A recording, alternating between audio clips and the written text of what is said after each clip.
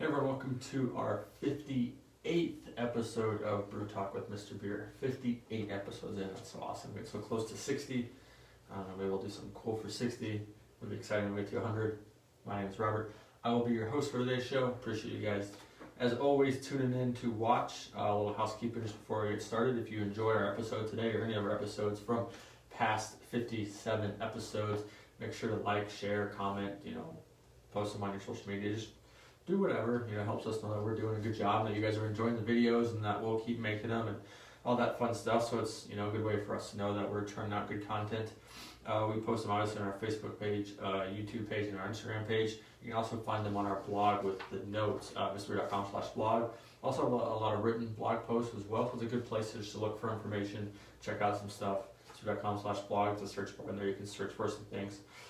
It's not too bad to check out if you're on the website. It's in the top little menu right there, blog. If you're on your mobile phone, just click the little hamburger or the 3 lines, whatever people want to call it these days. All right, let's dive into our topic. I saw this in the Facebook group. Someone was asking about how to add certain things. I know Ashley always recommends people doing tinctures. So today's topic is, what is a tincture in home brewing? I thought that would be very useful and something that a lot of people might not know about.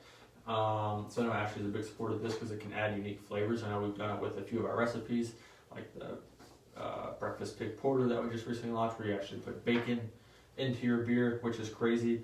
All right, so I'm going to reference my notes here for a little bit, but at its basic definition, a tincture is an infusion created with fruit, spices, flowers, etc., using alcohol. They can be made using clear rum or vodka, which sanitizes the ingredients so you can use it in your brew. So it works great, obviously, using fresh ingredients, fresh fruit, fresh herbs, fresh spices, peppers, jalapenos, chili peppers, all that stuff like that. It's a great way to add some kind of flavors that are normally hard to get into your beer, or if you want like stronger fruit flavors and stuff like that, because when you add fruit during like fruit cans during fermentation, those flavors can kind of dissipate over time. So it's another good way to kind of do that. Also get some different fruits that you might not normally be able to get. Now, you might be thinking this could be a little difficult. Seems like a lot of work. It's a fancy word that we're using here, tincture, but it's very simple. All you really need is like a mason jar and your choice of whatever you want to add, fruits, herbs, spices, vanilla beans, whatever you want to add to your beer, and then vodka, obviously. What you'll do is you'll add whatever fruit or thing you're using. I'm going to use fruit for this example. So you're going to add, let's say if I wanted to add big fresh chunks of like strawberries or something like that. So you put them in the jar, into a mason jar, and you will cover them with vodka. Put the lid on, let it sit for 1 to 2 weeks. You want to make sure that you're covering. You don't want to put a ton in there to fill up the jar. You just want to cover the fruit, so the top layer of the fruit, you make sure that's fully covered and submerged in that vodka, because it will kill everything and doing all that stuff.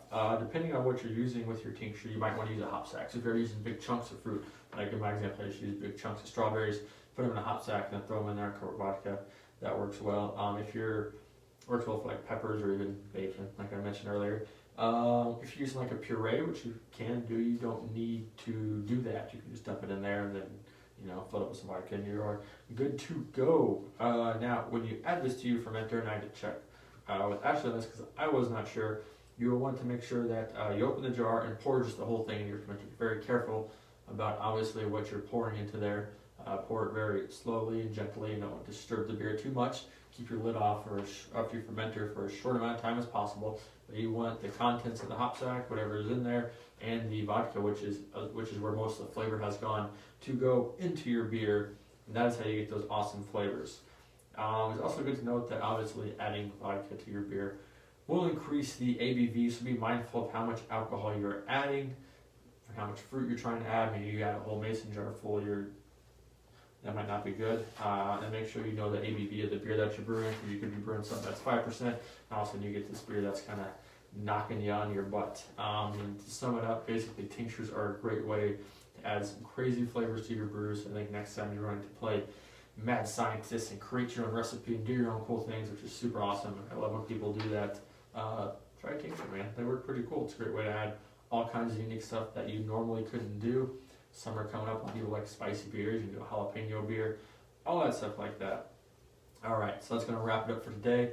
We appreciate you guys taking time to watch the video. Like I said, I hope you enjoyed it. Hope you learned something.